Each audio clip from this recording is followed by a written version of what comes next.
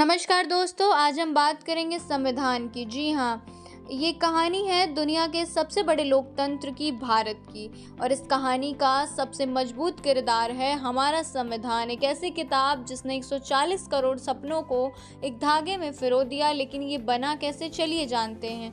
भारत गुलामी की जंजीरों में 18वीं सदी से 1947 तक लगभग 200 साल भारत गुलामी की जंजीरों में जकड़ा हुआ था।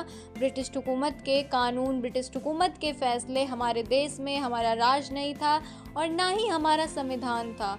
फिर आया साल 1934।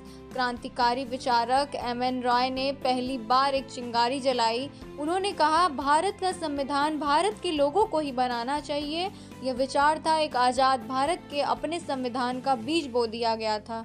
कांग्रेस की मांग 1935 में इस विचार को आवाज मिली। 1935 में भारतीय राष्ट्रीय कांग्रेस ने आधिकारिक तौर पर मांग रखी, हमें एक संविधान सभा चाहिए, एक ऐसी सभा जहां भारतीय बैठकर अपनी भविष्य खुद लिखें। अंग्रेजों ने पहले तो इसे टाल दिया।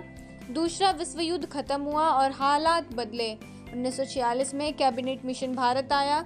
लंबी बातचीत के दौरान आखिरकार संविधान सभा के गठन का रास्ता साफ हुआ। अब भारत अपना भाग्य खुद लिखने वाला था।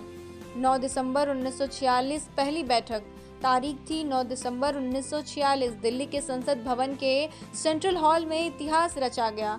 संविधान सभा की पहली बैठक हुई। देश के कोने कोने से 207 सदस्य एक छत के नीचे बैठे थे।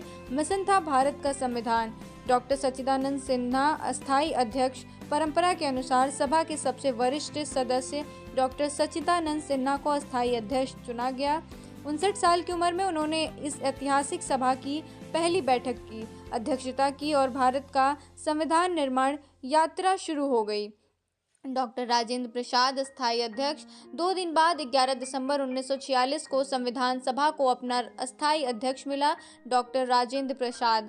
पूरे सदन ने तालियों से उनका स्वागत किया। अब इस जहाज को किनारे तक ले जाने की जिम्मेदारी उनके कंधों पर थी। फिर 13 दिसंबर 1946 पंडित जवाहरलाल नेहरू खड़े हुए। उन्होंने उद्देश्य प्रस्तावना यानी ऑब्जेक्टिव रिजोल्यूशन पेश किया। ये वो दस्तावेज थे जिसने तय किया कि आज़ाद भारत कैसा होगा। संपूर्ण प्रभुत्व संपन्न लोकतांत्रिक गणराज्य जहां सबको न्याय, स्वतंत्रता और समानता मिलेगी। नेहरू का ये ऑब्जेक्टिव रिजोल्यूशन आगे चल के हमारे संविधान की प्रस्तावना बना। हम भारत के लोग, इन शब्दों से शुरू होने वाली प्रस्तावना यहीं पर रखी गई थी। उस भारत का नींव जिसके सपने हमने सदियों से देखे थे, न्याय, स्वतंत्रता, समानता और बंधुत्व हमारे संविधान की आत्मा। लेकिन कहानी अभी बाकी है। संविधान लिखा किसने, कितने दिन लगे और किन मुश्किलों से गुजरना पड़ा, जानेंगे हम पार्ट 2 में।